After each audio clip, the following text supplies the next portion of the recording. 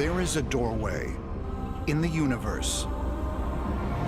Beyond it is the promise of truth. It demands we question everything we have ever been taught. The evidence is all around us.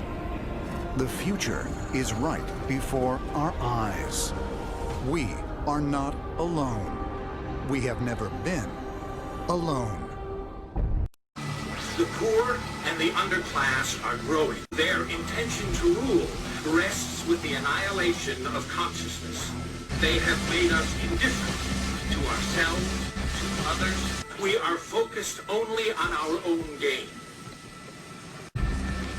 Understand, they are safe as long as they are not discovered. That is their primary method of survival.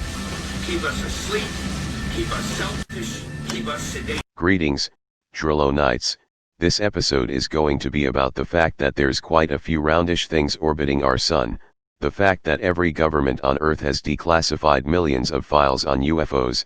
I'll also delve into Space Force, and what I personally think it's truly for. As usual, I'll put links to everything I'm going to discuss in the description of this episode. Now, let's get started. Remember the episode that I did called Retraction / Our Sun is a Kidnapper? Okay, good. There's been some developments since I did that episode. Scott, over at Planet X News, has discovered that there's actually quite a few orbs orbiting our sun. He doesn't think they are planets, however, Scott does feel that they are contributors in the earthquakes we've been having. So, if you're a Planet X believer, or you're sick of getting fake news, then please go check out his YouTube channel. He also has his own website, where he posts his articles and videos on. He even has an online store, which is a part of his website. So, again, go check his stuff out, you won't be disappointed. He's a good and legit guy. This next topic is my favorite, because I've always felt that aliens and UFOs were real. The fact that every government on Earth has declassified millions of files on UFOs basically floored me. Here's the thing. Why did they declassify those files? We all know that governments are always trying to keep shit hidden. They could have kept those files hidden till the end of time. So, why exactly did the governments declassify those files? Is it the same reason that President Trump rebranded Space Command as Space Force last year, then turned around and made it into another military branch for our country? Not only that, but there's been an influx of shows about aliens and UFOs on TV. I mean, think about it. For a long time, we've been told that aliens and UFOs weren't real. People who tried to tell about their encounters were labeled insane or lunatics. Then in 2010, or whatever, all of those files got declassified. Then, like I just said, President Trump rebranded Space Command as Space Force last year, then turned around and made it into another military branch for our country. I just don't understand why we need a military branch strictly for space.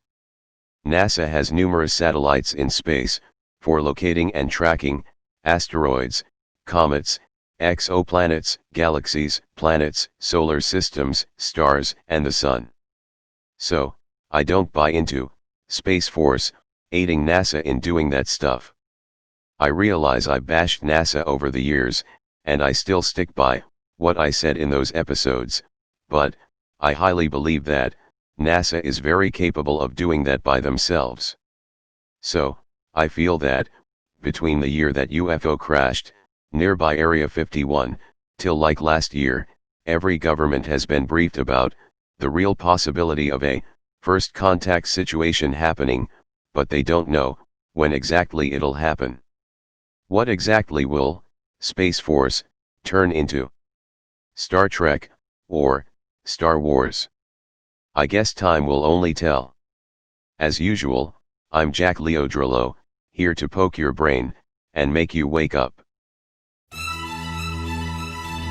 When I was a child, our country put a man on the moon. We're going back.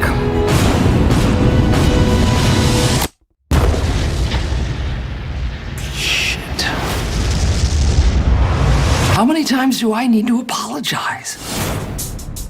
The president is creating a new branch in the United States military, Space Force, which Mark will run. I don't. It has always been my dream to start something from the ground up. But space is hard. May I suggest that become the new Space Force motto?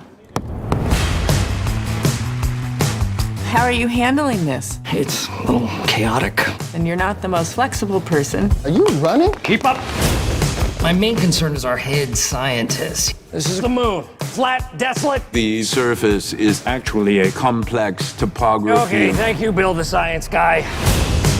This is Space Force Head Media Manager. We're looking for American heroes. Let me be more clear. We're looking for people who look like heroes. No uggos. If we don't get this right, it'll be the most cataclysmic failure in the short history of Space Force. Come on, Dad. You can do it. Let's get it on! Imagine colonizing the galaxy. Get off the phone! You can never know what it's like.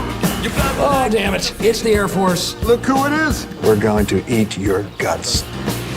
So the game of mental chess has begun. It's hungry hippos at best. I'm still standing. We are training for the worst case scenario. It's a lot of weight, and it's hot. Who would like to give me a good reason why we should launch today? I say launch. Great, and you are Dr. Call me Eddie. Ain't a doctor. I go to a bunch of them now. Okay. I'm still standing. This mission will be our greatest moment. There will be setbacks. But if you fall on your face, you get back up. Dad, I am so proud of you. My God, I have you. We're gonna Apollo 13 the shit out of it. Space Force spirit.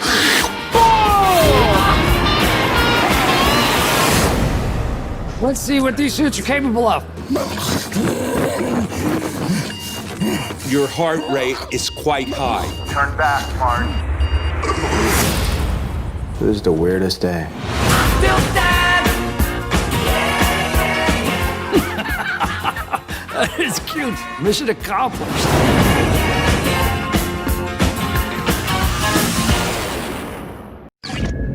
We are the Borg. Lower your shields and surrender your ships. We will add your biological and technological distinctiveness to our own. Your culture will adapt to service us. Resistance is futile.